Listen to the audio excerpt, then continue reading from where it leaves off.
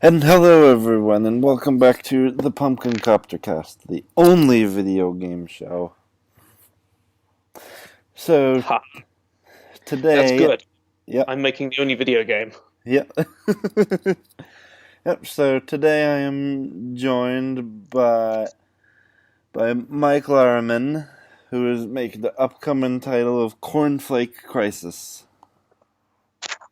hmm So we'll start with just a brief introduction to you. Hi, yeah, I'm Mike. I'm a game developer. I've been making games for a couple of years now. Cornflake Crisis is my second game. I made a game a while ago called Doodle Jamboree, where you play as a little drawing on a piece of paper, jumping from doodle to doodle. And then I did that, and now I'm doing this. Hi. Hello. I got So I love your intro, by the way. I listened to a couple of your previous Copter cast episodes. I love it. It's like I love that it hangs a lantern on the ridiculousness of trying to do anything on the internet where there's like a million things yeah. already. So yes, when were you first introduced to video games, would you say?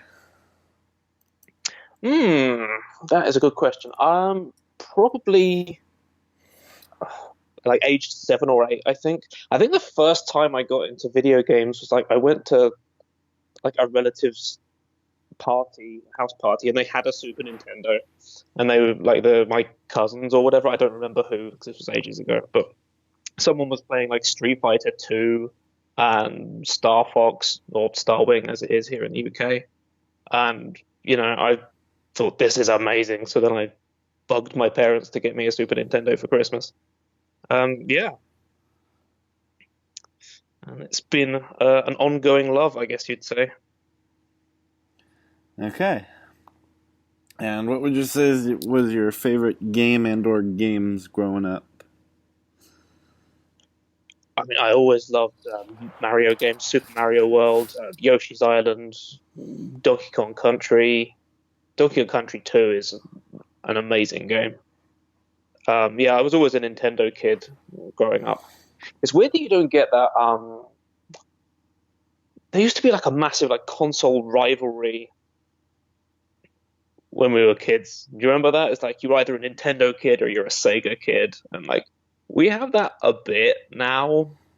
People are like PC versus console, but that whole like brand loyalty to consoles doesn't seem to exist now. Yeah. And what would you say is your favorite game and or games now? Hmm. Is this like modern games or like old games that are still my favorites? Whichever you prefer. Well, I've always loved 3D platformers. Like I was really into like Banjo-Kazooie, Super Mario 64, and that's kind of been an ongoing thing. So like the modern iterations on that, Super Mario Odyssey and the ukulele games, A Hat in Time. I just love all that stuff. Anything that's like a nice colorful adventure where you can explore and find quirky characters and fun things to do. That's my kind of jam. Okay. And so what made you want to get into game design? Mm, it's I think it's a combination of two things. For one, I've always been a bit like monkey see, monkey do with creativity, Mm-hmm. right? It's like if I watch a movie, I'm like, I want to make a movie that looks fun, or like if I read a book, I'm like, I want to write a book. So like partly being like a really creative kid and growing up playing a lot of video games made me like, I want to make my own game. One day I'm gonna do that. But it's also like if you like making a lot of stuff, like I like doing a lot of different things.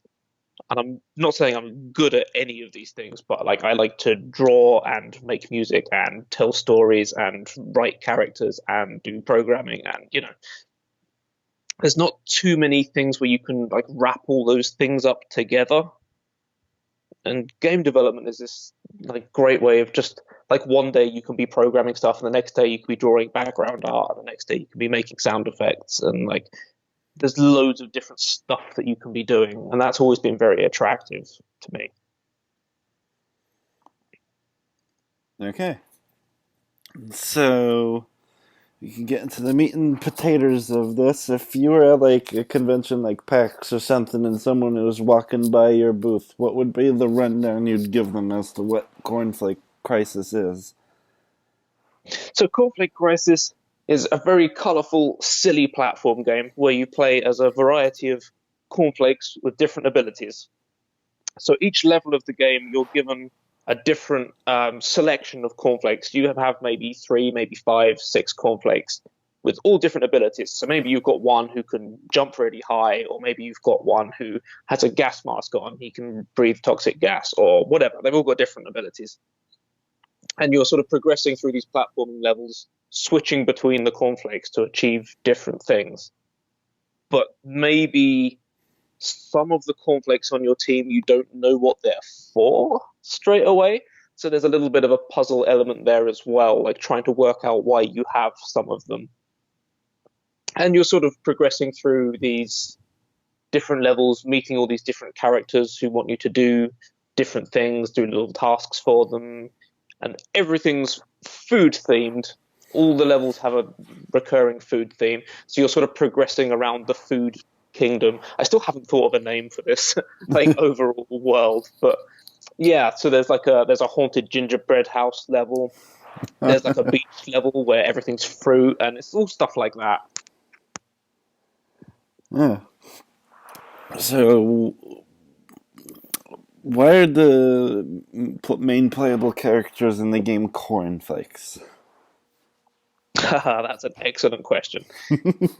Uh, I was trying to think of something that hadn't been done. You know, like if you are creating something, you want to do something which is original in some way, which is a ridiculous notion. It's completely impossible. But I spent ages casting around for an idea. And just one morning, I was having breakfast and thinking, no one's ever done a game about cornflakes. How would that go? And then I started thinking, well, cornflakes, there's lots of them, and they're all different shapes and sizes, and blah, blah, blah. And I kind of worked through this idea from there. The punchline of this is that I did discover that someone has made a game about cornflakes already. Like Kellogg's, the cereal company, made a game in the 90s called like Mission Nutrition or something. So like I'm not even the only game about cornflakes, but whatever. I'm like a year into it now, so I'm stuck with it. Okay. So, like you mentioned that the game is a platformer. Did that decision come from the fact that, as you said earlier, the platformers seem to be like one of your favorite genres of game? There is that, yeah. I like platformers. The other thing is, I mean, it's a little bit maybe embarrassing, I guess, to say, but platformers are easy to make. My previous game was a platformer, and for a while I thought, I don't want to do another platformer. I want to do something different. And I played around with different engines. I made a thing that was like a top-down, Link to the Past style, four direction, kind of engine. And I was kind of struck with how much extra animation work that makes for everything. And just this idea of having a game where you would have a large number of different playable characters made me think it's just easier. Because I don't have a team of people, right? Apart from music, I'm doing everything myself on this. So it's like, just to make something that I can do by myself, it just makes sense to make it a platformer. Plus, I love platformers, as you say. Okay. And so, um, let's see. What was your thought process in like designing the certain levels? Like, as you said, like there's a beach level that was fruits, and so what made you decide to give like which level a certain food aesthetic? Some of it, it's a mixed bag. Like some of it came from wanting to have a certain type of level and then trying to think of a food that kind of made sense for that. Like I wanted to have a dungeon level, and I thought, what would be a good thing to make a dungeon level? And I thought maybe desserts, because that's alliteration, right? You can have a dessert dungeon. So there's like instead of lava, there's like hot custard, and there's like ice creams and jellies and all kinds of stuff in there. So that's like one approach, and then the other thing was wanting to make a level around a certain type of food. Like I don't know if you have these where you are, but in the UK we have like turkey dinosaurs. They're kind of like chicken nugget, like you have like dinosaur chicken nuggets and stuff, Yeah. right? Yeah, so I wanted to make a level about turkey dinosaurs, and like a jungle level seemed like the sensible thing to do because making like a prehistoric jungle level, that's a fun idea, right? Hmm. Yeah, so it's some and some like wanting to have a certain type of level. Actually, that's given me kind of design problems in some cases because I kind of made a space level just because I wanted to have a space level, but like just trying to think of a food way of doing that was kind of like an ongoing design problem. I think I still haven't decided on a name for it. It will be like, I don't know, the Gourmet Galaxy or the Nosh Nebula or something. I don't know. I haven't named it yet. But it's just nice to have like when you're designing something, if there's kind of too many directions you could go in, it makes it impossible to decide on anything. So, like giving yourself artificial constraints kind of helps. You're like everything has to be food based. So, what can I do from that? You know, and it gives your game like a unique angle. Hmm. And what would you say is like one of the more like difficult aspects you've run into while designing this game? Hmm. I think the thing that's given me the most design difficulty has just been the scale of it. I haven't tried to make a game of this size before, and just something of this complexity where you can play as all of these different characters and there's all of these different levels and all these different enemies you can interact with and all of this stuff just makes a lot of bugs that you would not expect. Every time I sit someone down to play test it, they find ways of breaking it, or they get lost and confused, and all of this stuff, which I haven't really had too much of a problem with from making much simpler games. I have found one thing that I've had difficulty with is puzzle design.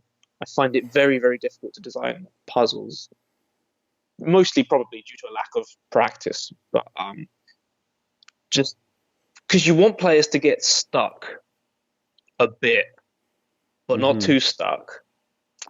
So sometimes it's weird as well if you're in the room while players are playing it, because then you have this temptation to help them out when they don't know what to do. You're like, oh, the key is just over there, just go that way.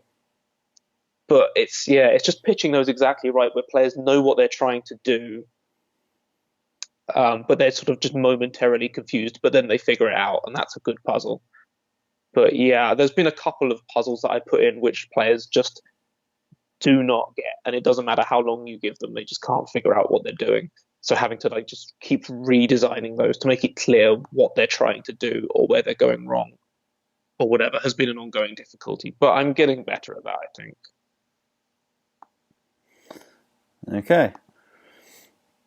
And uh, from like the initial idea to like the finished product when it's finally out there and ready to be purchased and consumed, how long will you say Cornflake Crisis will have taken? Probably about 2 years, I think, maybe two and a half, something like that, which is ridiculous because the original premise was I'm going to make a game that takes a year, which is ridiculous. Nothing ever takes a year to make. They just balloon out of all proportion. But no, I started this in May 2018, I think, and it will be probably summer slash third quarter 2020 when it comes out. So yeah, I think that's about 2.5 years. That seems about right. Okay. And it has a Steam page currently, and are there any plans to bring it to other platforms at the moment? Not plans as such, I guess hopes/dreams for bringing it to other platforms. People keep asking me on Twitter if it's coming to the Switch, which is a great idea. I think it would be a really good Switch kind of game. Mm-hmm. Unfortunately, so I'm building the game in Construct 2, which is it's an HTML5 builder. And I believe the Switch doesn't natively support HTML5, so I would have to get it ported. There's no like export to Switch button on my game dev kit. Yeah, and I actually spoke to a couple of Switch port companies about maybe getting that done, and the quotes they came back with were insane. Like without giving you numbers, like it would cost me like 10 times the production budget of the game to get it put on Switch. So I would love to see it on consoles, but it just kind of doesn't make economic sense right now. Mm-hmm. But that being said, I'm 100% open to it. Like if it does, if it does do very, very well, and if someone approaches me and says, "We'd like to put your game on the Switch," then yeah, I'm totally down for that. But yeah, it's just making the game for PC is enough of a job. PC and Mac, I should say, it's going to be on Mac as well. Is enough of a job that I just want to get it done and out on one platform first, and then maybe I can look at others after that. Okay. Now it's time for the question which everyone who's ever been on the show always understands perfectly, and there's never been any confusion ever. So, Mike, in your opinion, is video games? Yes. Okay.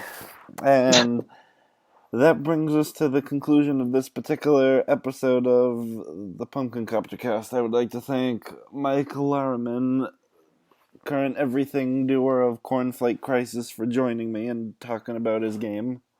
Current everything doer apart from music. My friend Kevin's doing that. I don't want to take all the credit. But yes, thank you. It's been a pleasure. Very short podcast. I enjoyed it. Yep.